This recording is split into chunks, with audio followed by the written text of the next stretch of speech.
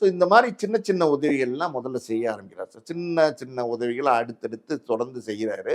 செய்கிறதெல்லாம் பார்த்தீங்கன்னா அந்த அந்த கால சூழ்நிலையிலே பார்த்தீங்கன்னா இது வந்து எப்படி சொல்லுது, வீடியோ ஆக்கப்பட்டு இது வந்து இன்ஸ்டா இந்த மாதிரி யூடியூப் இதுல எல்லாம் கொஞ்சம் கொஞ்சமாக வருது. ஸோ யாரா இந்த பையன் கேபிஐ பாலா அப்படின்னு வந்து ஒரு ஒரு கேள்வி வந்து மக்கள் மனசில் எழுது. ஸோ இப்படி இருக்கிற காலகட்டத்தில் பார்த்தீங்கன்னா கேபிஐ பாலா அடுத்தபடி நிறைய உதவிகள் செய்ய ஆரம்பிக்கிறார். அதாவது முதல்ல வந்து 100 ரூபா கொடுத்தவர் அது 1000 மாத்துறாரு, 1000 10,000 மாத்துறாரு. இப்ப சமீபத்துல கூட பாத்தீங்கன்னா அபினவ்னு ஒரு நடிகர், அந்த துள்ளுவதோ இளமை படத்தில் நடிச்சிருக்காரு. ரொம்ப மோசமா இருக்காரு, ரொம்ப மோசமான லிவர் ஃபெயிலியர்ல இருக்காரு. அவர்கிட்ட போய் ஒரு 1,00,000 என்னமோ கொடுத்துட்டு வந்திருக்காரு. ஸோ இது தனுஷ் வந்து ஒரு பெரிய நடிகர் ஆயிட்டாரு. அவர் ஒரு வருமானத்துல ஒரு 5,00,000 ரூபா அவர் கொடுத்துருக்காரு அந்த அபினவுக்கு. அது வந்து எப்படின்னா தனுஷ் அவர் கோடிகள்ல சம்பாதிக்கிறாரு, 5 ரூபா 5,00,000 அவர் கொடுத்துருக்காரு. அந்த பார்வையோட முடிஞ்சு போகுது. கேபிஐ பாலா அப்படின்னும் போது இவர் எதுக்கு போய் 1,00,000 கொடுக்குறாரு? இவருக்கு எங்க இருந்து வருது?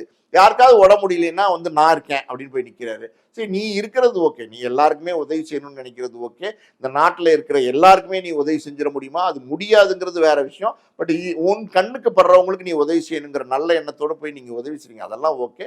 பட் இதுக்கு பணம் எங்க இருந்து வருது அப்படிங்கிற ஒரு கேள்வி அடுத்தடுத்து மக்கள் மனசுல எழ ஆரம்பிக்குது.